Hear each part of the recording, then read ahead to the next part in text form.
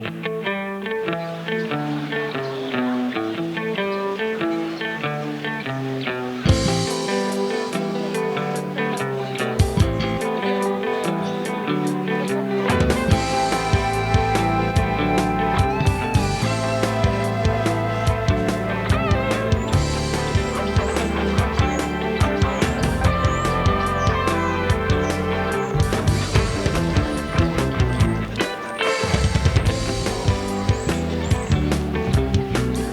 and welcome to Delta College Impact. I'm Roger Waller, your host for today's program.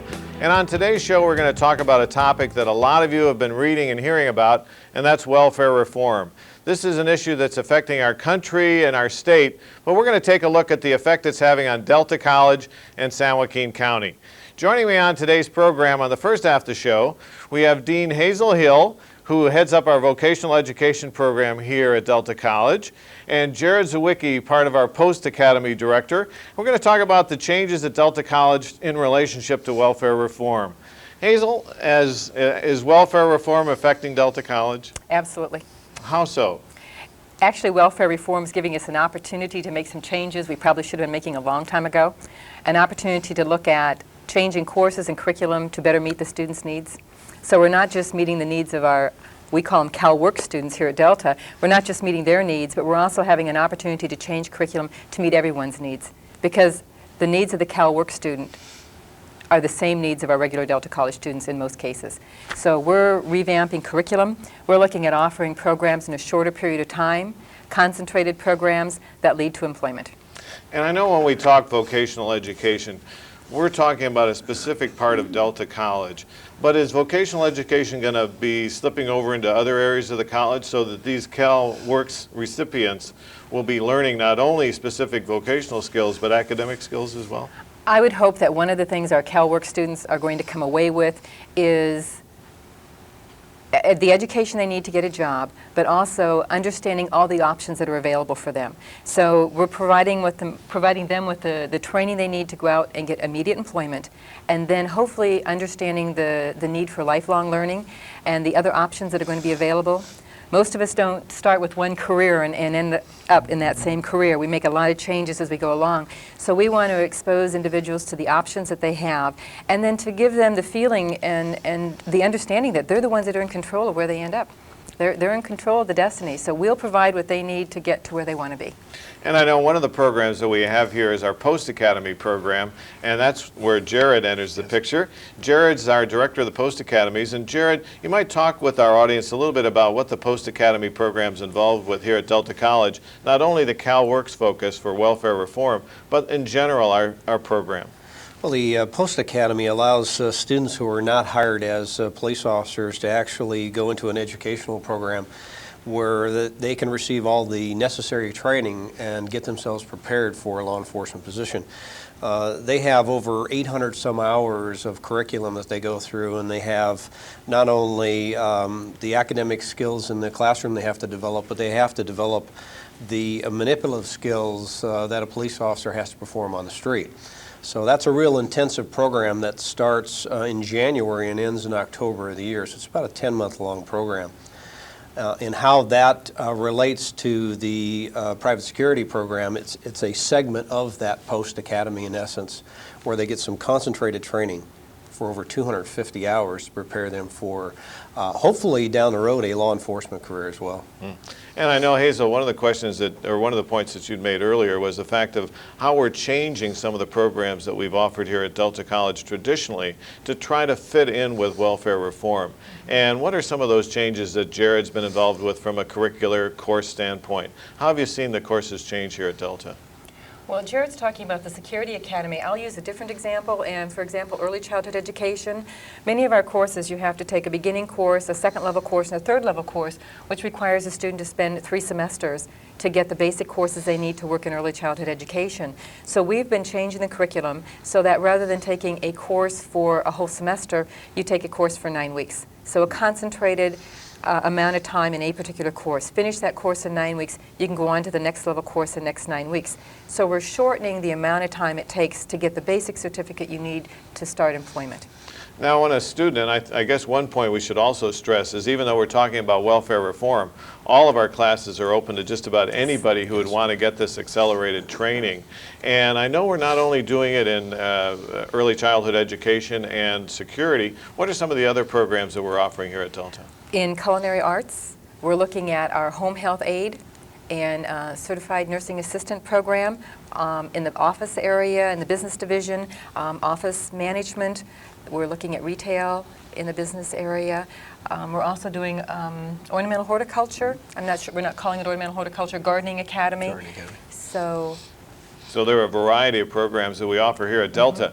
Now, Jared, once you heard about welfare reform and the fact of this accelerated training program, now you sort of carved out a part of the post-academy program. And what part and how is that going to impact a person's chance to get that security guard position? Well, actually, probably the most critical part of the post-academy is the basics of criminal law, laws of arrest, the use of the firearms and defensive tactics portion of that. The ethics component, we took all of that out and compressed it into a 250-hour segment. We also looked at it from 3 different positions. One is the basic guard card of somebody going into private security. They need to have a minimum of 16 hours of criminal law. So we address that by focusing on criminal law, going on to the next segment for a weapons card, and the next segment going into hospital security, which is the health component. So we've got it we have 3 different components within that system to help them get a job in 3 different areas of private security. And so what we're saying is that we're looking into our county to say what types of positions might be available, and you're starting to tailor our program to fit specific needs? Yes, we're also working with the Bureau of Consumer Affairs in Sacramento and hopefully do some testing that they would normally do outside of the classroom once they complete their training. We hope that when they finish their training that all of their academic credit will have been completed, and they'll have completed their testing as well and satisfy all the employment requirements so that when they graduate they could be hired by any employer in San Joaquin County. Now, Hazel, one of the things, I guess, if I'm sitting at home and I'm saying, hey, this sounds great, or how do I get involved in these programs? Do I have to be a welfare recipient to get involved, or what would be the process of signing up for Jared's program? let me share with you what happened this fall. We were anticipating welfare reform. So in some of the areas we had already restructured curriculum and we had restructured how we were going to offer it. For example, last fall, in several of our programs, we went to the shorter courses, and they filled. They filled faster than many of our traditional courses. So what you're going to find in some of these programs, you're going to find a mix of CalWORK students, Delta College students, and you're not going to know the difference. So if you're someone out there and you're interested in coming to San Joaquin Delta College, there's a number of different ways to start. My recommendation is the first thing you want to do is look at a catalog. Get Delta College's catalog, get Delta College's schedule of classes, and go through there and see what's in there for you. And once you've done that, you've got some questions, you know, call myself, call someone in the counseling office, and sit down and start making a plan. The other thing I would say for those of you who are working on the web, to visit our homepage. We've got, if you've got access to the internet, go to the homepage, because I'm hoping in the very near future you'll be able to register, select all your classes, and do all of this on the web. So there are a variety of ways that people can get involved with our courses here at Delta College. But I think going back again, Hazel, to that student and understanding what that's going to happen to them. Now, what it says is that we won't know who's a welfare reform recipient in our courses because the key is providing them with the training. Now, how are people going to be directed to Delta College? Well, if you're a welfare recipient and you're at home watching this program right now, you have a case manager, your social worker, and they're your contact person. So you would go to your social worker, case management person, and say, I've heard about this program, this is what I'm interested in doing. So you would work with the person you've been working with now for a while, and then they would be able to direct you to Delta College. Your case manager is really going to make the decisions on what program you can go into. So you're the welfare person. If I'm your case manager, we're going to sit down together, look at the skills you already have, look at your aspirations and what you'd like to do, where your talents are, and then we're going to tailor-make a program for you. That's going to be a short program because our first goal is to get you to work.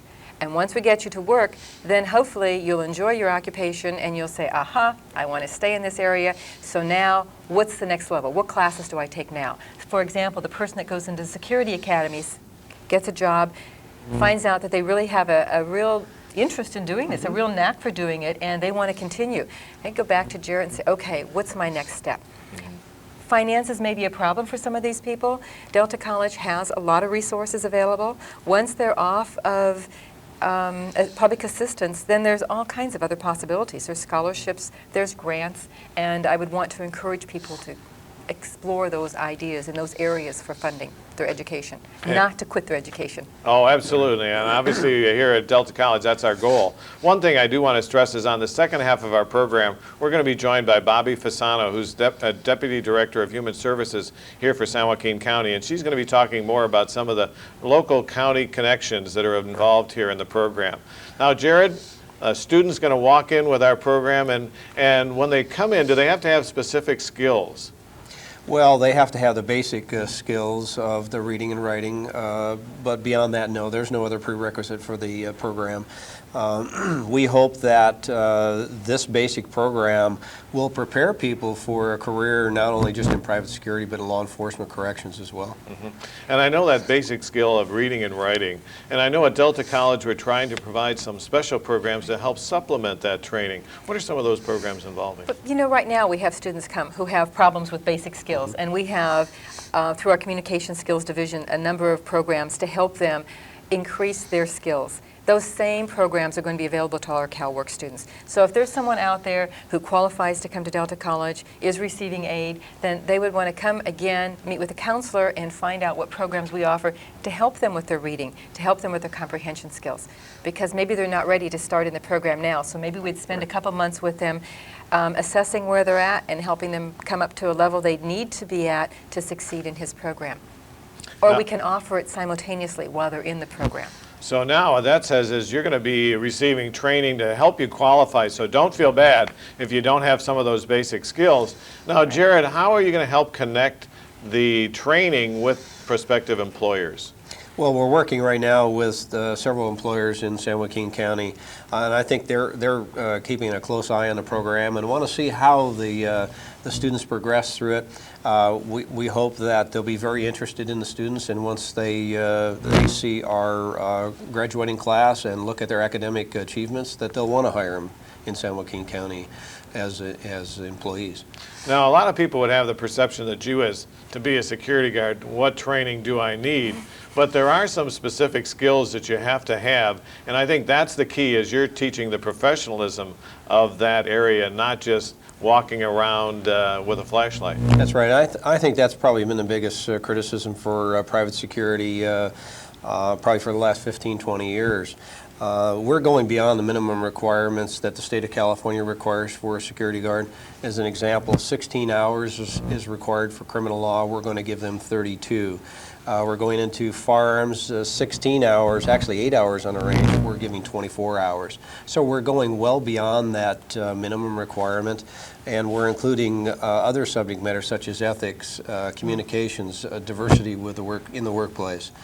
Managing conflict, because they're going to be in situations that they haven't had the training in the past, and we hope this program will provide that. And I think that sounds exciting. So what you've heard on our first half of the program is about one specific program here at Delta College. On the second half of the show, we're going to be joined by Bobby Fasano and learn more about the Delta connections with San Joaquin County's Department of Human Services. Stay tuned. We'll be right back after these brief public service messages.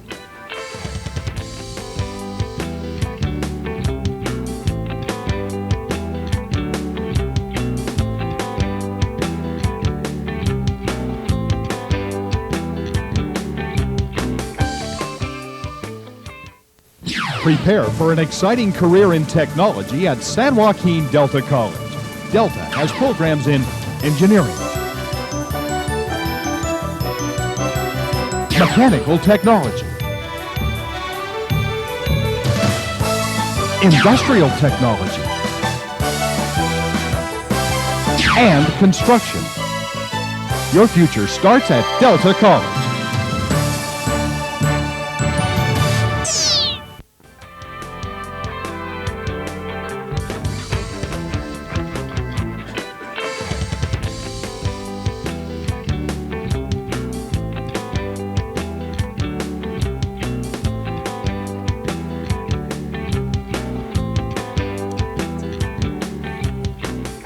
Hello and welcome back to Delta College Impact. I'm Roger Wally, your host for today's program, and today we're talking about welfare reform, its impact on our county and on Delta College.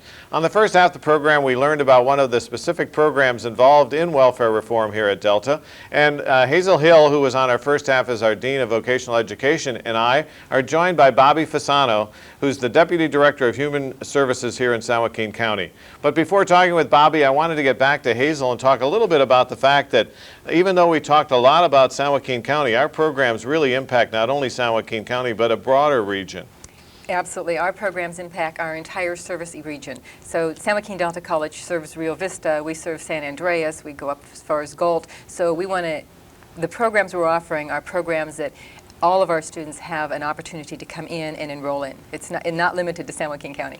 And I think that's a great point, is that welfare reform, as Hazel mentioned in the first half of the program, really is causing us to rethink a lot of the ways our courses are presented and changing to a more compressed approach. And Bobby, I know one of the reasons that is impacting us is because it relates back to welfare reform. What are some of the requirements? Well, welfare reform required one very basic component in terms of change, and that was time limits. Welfare reform time limits the amount of time an individual can receive aid.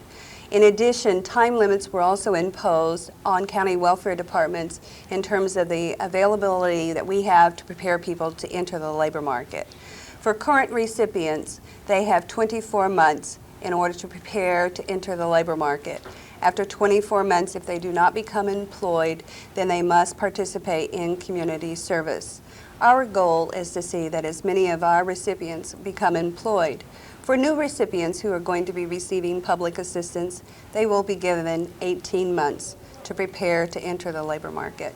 So time limits is a big driver in what we do in designing our welfare to work programs. And I know that's really one of the keys, is I think that component, welfare to work. And I know that's been one of your challenges, is deciding what sort of jobs are available in San Joaquin County, the training should exist, and try and get people ready for that work. How have you decided what sort of training is appropriate for San Joaquin County? Well, what we did with Delta College when we were designing some of our programs is we sat down and we took a look at our local labor market and the minimum requirements for preparation to enter the labor market in those kinds of occupations. We looked at demand occupations, we looked at quality occupations, and we looked at target occupations. And we decided that the first thing we wanted to do was design programs that could be completed in a short period of time for which there was a demand of employment in our local community, so our clients could go to work immediately after they got the educational training they needed. Now, Hazel, I know one of the things that came up is all of a sudden we heard about at Delta College welfare reform, change in program offerings. What sort of assistance did Bobby provide, and did you provide Bobby in helping to develop some of our programs here? I think we looked at the same labor market statistics, so we had a pretty good idea where there were jobs, where our local economy was going, and where, again, students could go a short period of time to work and then have a job opportunity. So we just worked together on what we are presently offering at Delta, and then how could we modify what we're offering to meet really the fast-track need of this program. Now, Bobby, in some of those areas, it might be interesting for our watchers really to know, what are some of those targeted areas that we're saying we need to have people prepared to go to work? Well, in San Joaquin County, for which I'm most familiar, all one needs to do is open up a newspaper on Sunday morning and look at our classified ads and how many jobs there are in certain occupational areas. For example, earlier in your segment, you had a gentleman here talking about the Security Guard Academy program. Security occupations has been one of the most demand occupations and also high growth occupations. A lot of security personnel are being employed throughout our country, throughout our county. We see them everywhere now. Also, we see a lot in San Joaquin County, we see a lot of demand now for occupations in the office area, particularly in the computer industry. The secretarial position of years ago is no longer what it requires now. Everyone needs to have some computer knowledge and experience. The office occupational programs that we've worked with Delta in developing offer those kinds of skills. Healthcare occupations are also a very high growth industry as well. As our population ages, we see more and more demand for healthcare occupations, both in the hospital, the clinics, the convalescent hospitals and homes. Those kinds of occupations are very, very rapidly growing. And that's a great point. And I think a lot of those occupations involve equipment and working with equipment. And I know, Hazel, that's been one of the goals of Delta, is to upgrade our facilities to provide that equipment so students really get that hands-on experience. What are some of the changes we're going to see in that equipment provided here? Well, in the computer area, we have the very latest technology you could possibly ask for in our computer programs, so that students coming in to work in office products, that or office management and understanding how an office works, they're going to be working on the fax machines, they're going to understand the computer, they're going to understand modems and how to send messages back and forth, understand email. They're not going to know shorthand. That is not in demand anywhere, unfortunately, or fortunately, I should say.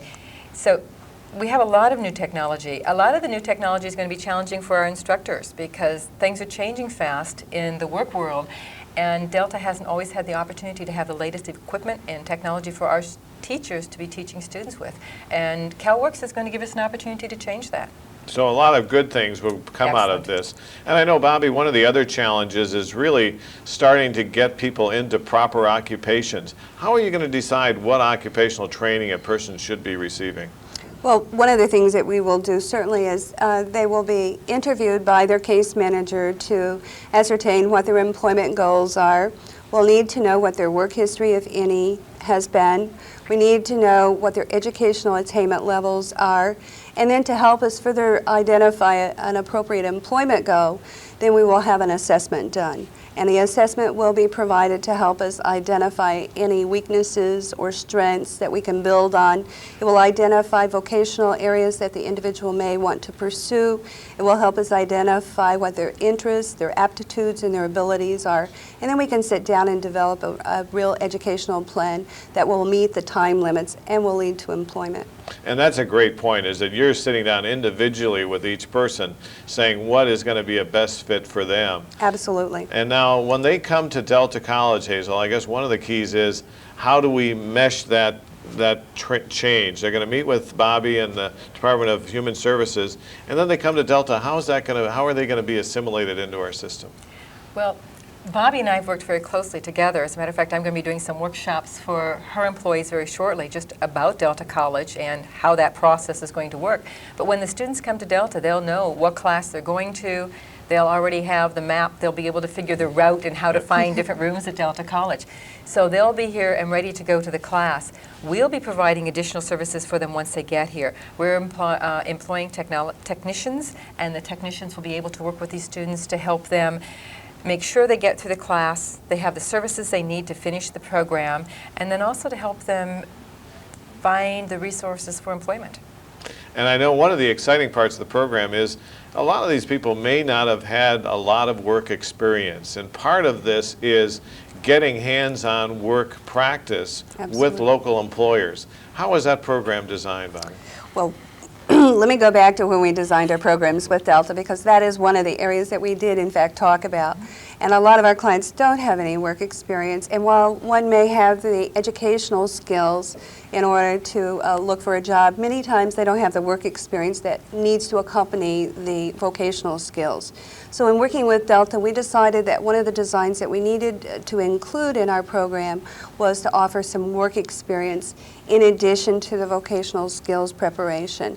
And Delta has included that in part of the design of their programs. So if a student completes an educational program and they are lacking in the requisite work experience, Delta will assist in finding an appropriate work-study site for them to acquire that experience. That's a great point. And I know on the first half of the program, we heard from Jared Zawicki about the Post Academy and their security guard program. And I know they'll be getting some hands-on practical experience in that area. And Hazel, I know Delta is going to be stressing that. How are we going to help support that program? How are we going to help support the internship? Because I know we're trying to get that connections with. Other words. Yes, I'm sitting here listening to this, and this is, I think, a wonderful opportunity for viewers to think about what some of their needs are and maybe how they could help us, because we are going to be approaching individuals in the community, employers, and asking for their help in could we place a student in your work, in your place of employment? Would you be interested in having a student do an internship with you so that they can get the basic experiences they'll need to be successful in a position? So we're going to be asking for a lot of help and support from the community to make this successful. And I think that really gives us an opportunity to say, if you are an employer out there, and not only a person who's going to be taking a course here or getting some training, you can contact Delta College from the standpoint of saying, getting in touch with Hazel Hill and starting to find out exactly how you can help us out. And those of you who have opportunities, either for training or job opportunities, you can contact us at 5151 Pacific Avenue here in Stockton, 95207, and you can contact Dean Hill at 954-5093 and talk to her about the job opportunities as well as career opportunities here at Delta College. Now, Bobby, there's a lot of anxiety out there in welfare reform. Any closing words that you'd want to share with us about your perception of how people are going to be impacted by it? Well, we're going to try to make welfare reform and welfare to work as painless as possible for our clients. We have put together what we believe to be a plan to assist them. We're going to offer to them child care assistance and transportation assistance. So while they pursue their education, they will not have to worry about who's going to provide the child care for them. We will take care of the costs associated with that. We will also provide them with resources for transportation. And that sounds exciting. A lot of things that we're going to be working on to make it helpful for that welfare recipient. We hope you've learned something from this program and get involved by either getting into a program or helping us with some of those internship opportunities. Thanks for watching our program and tune in next time for Delta College Impact.